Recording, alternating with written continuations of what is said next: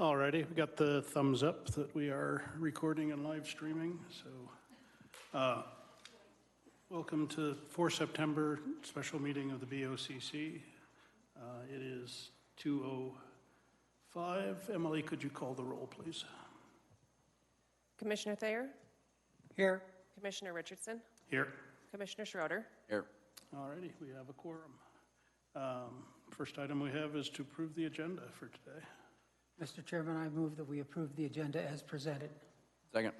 I have a motion and a second to approve the agenda as presented. All in favor, please say aye. Aye. Aye. Aye, motion carries. First item of business we have is an executive session. I'd accept a motion. Mr. Chair, I hereby move that the Elbert County Board of County Commissioners go into executive session with the county attorney for the purpose of receiving legal advice on specific legal question or issues pursuant to Section 24-6-4024B of the Colorado Revised Statutes. Specifically, I move that the Board of County Commissioners go into executive session to discuss a letter received August 14 alleging violation of the open meetings law. Second. So we have a motion and a second to move into executive session. All in favor, please say aye. Aye. Aye. Aye, motion carries. We're going to allow you folks just to hang here. We're going to reconvene in the county manager's office with our attorney, and without objection, we will have the county manager join us as well.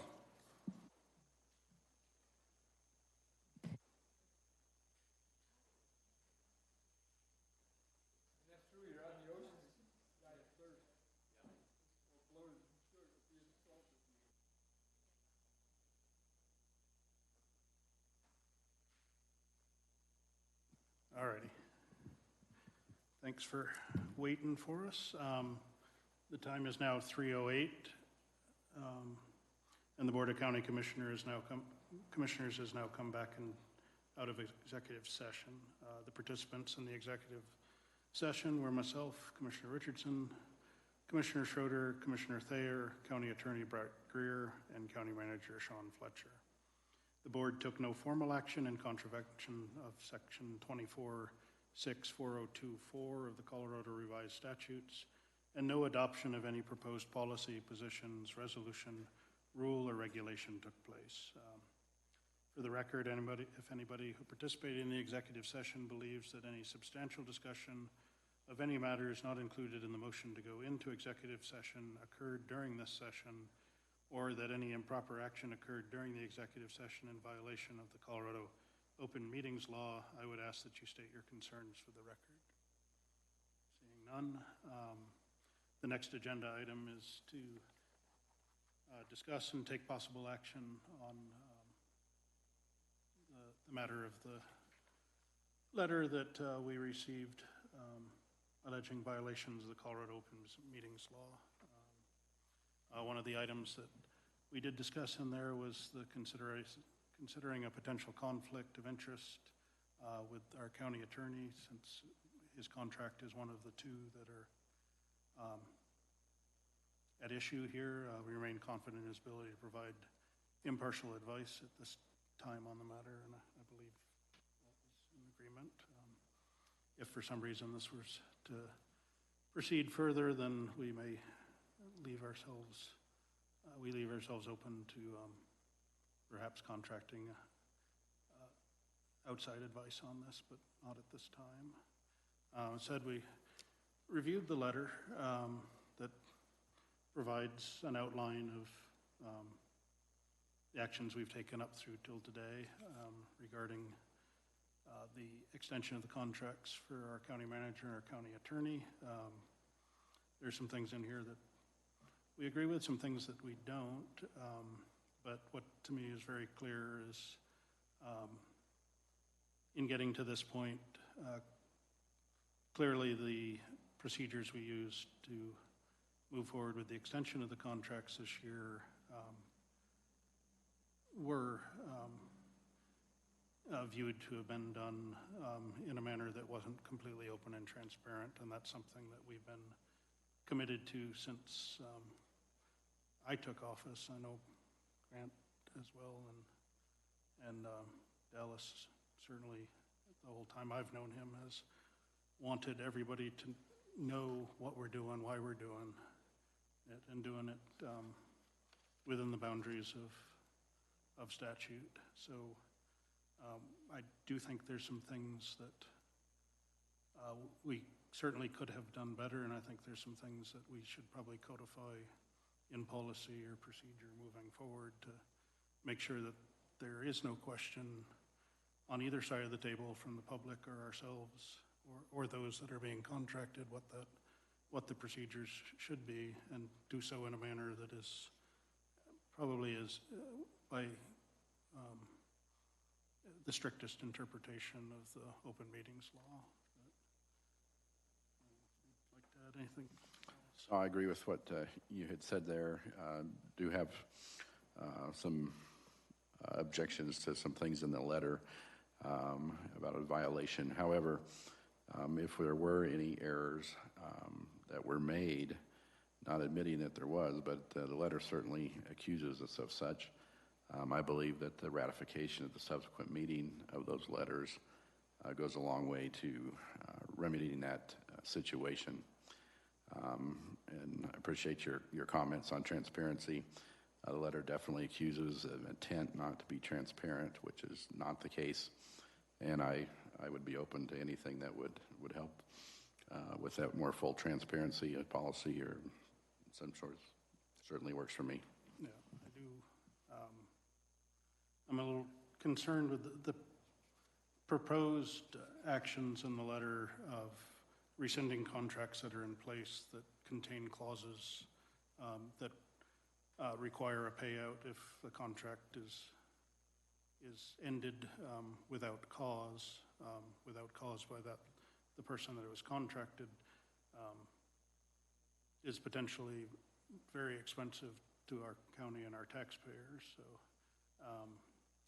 there's a bit of a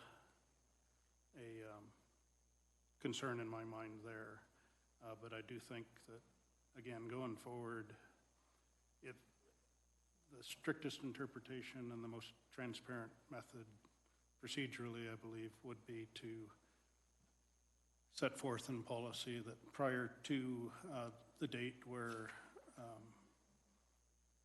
those under contract need to be informed whether we're considering, or the board at that point is considering extension or not, that should be a public decision, a public vote at a meeting that the contract will be extended. I think at that point, executive sessions can be scheduled for negotiation, and then upon completion of an executive session for that negotiation, then I think having one board member then designated to complete any updates to the contract to be brought back to the full board for considerations probably checks all the blocks. There's probably some very specific things that would have to be looked at in that, but if that works for you going forward, I think that at least will ensure that we do not put ourselves or future boards in a place where they're not operating in the way the citizens would have expected them to act, regardless of whether that is within the letter of the law, in the gray area, or not. I think as long as everybody in the public knows what to expect, things move a lot cleaner. I would like to request that our county attorney or a third-party attorney contact the attorney that wrote this letter to us and go over the line items and make sure that we have got the proper understanding and interpretation of the material in the letter.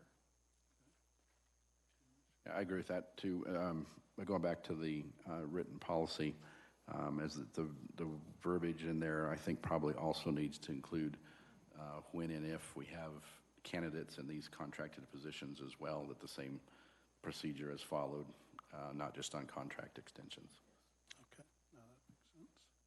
We could make it more comprehensive and in terms of both engaging and extending. I mean, when Sean was brought on, that was the general procedure, we had our finalists identified. We went into executive session, discussed general contract terms, and then came out and there was a vote to approve myself going forward to finalize the contract. So I don't believe those were brought back after the fact, but I think that authority was given in that way. So I think wrapping that in makes sense as well.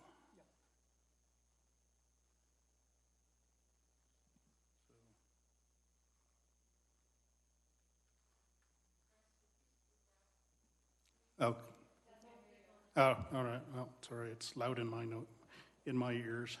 So anyway, I guess what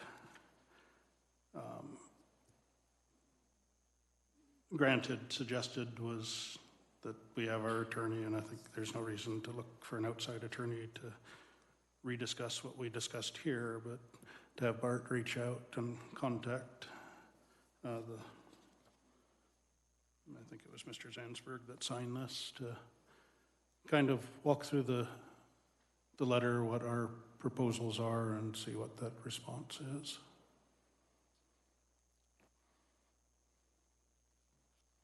Anything to add? Okay. So with that, we have no further business today. I would accept a motion to adjourn. Mr. Chairman, I move we adjourn this meeting. Second. Okay, a motion and a second to adjourn. All in favor, please say aye. Aye. Aye. It is 3:17. We're adjourned. Thank you.